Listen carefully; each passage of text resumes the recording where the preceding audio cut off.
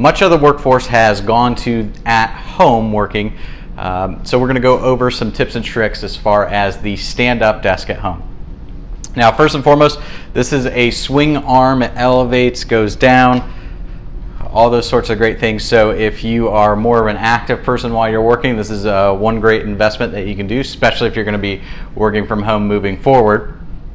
Okay, next thing we're going to tackle is the monitor. So you can have one monitor or you can have an external monitor. Ideal situation is to have the external monitor up here and possibly the laptop down here for keyboard usage. But biggest thing with the monitor is you want to be eye level, looking down, being able to see the whole visual gauge of the screen. Now, if you have two separate monitors, you want your primary monitor here, and then you want your accessory monitor either to the left or the right side. If you use them simultaneously or equally, what you're going to do is you're going to have one monitor like this and then the other monitor like this, peering into both so that you can see both screens without having to strain the eyes. Second thing is the keyboard. Now, most efficient use of the keyboard is arms at 90 degrees or a little bit extended. That way we're not tractioning out the ulnar nerve if we get to like this. So if you're having numbness, tingling in the outside fingers there, that would be a little too much traction on the ulnar nerve.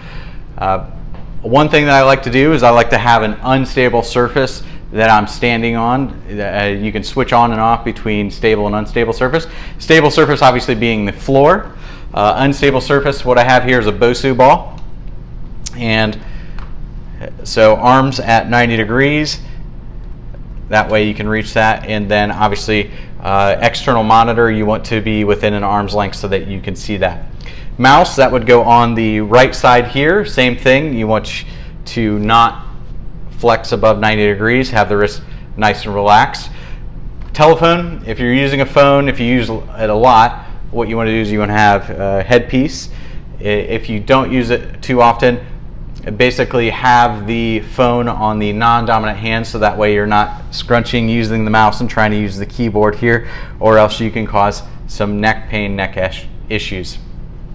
With the unstable surface, so what you can use is you can use a 2x4, you can use some sort of balance beam, there's mini Bosu balls, even just a pillow would work as an unstable surface. But what it does is it activates the core as we're standing here so that we're not standing on an inactivated core, which would compress the disc more than you would want. So we're using the pelvic muscles, we're using the balance integration system in order to maintain upright posture. So those are some of the things that I like to utilize for the standing at home desk setup.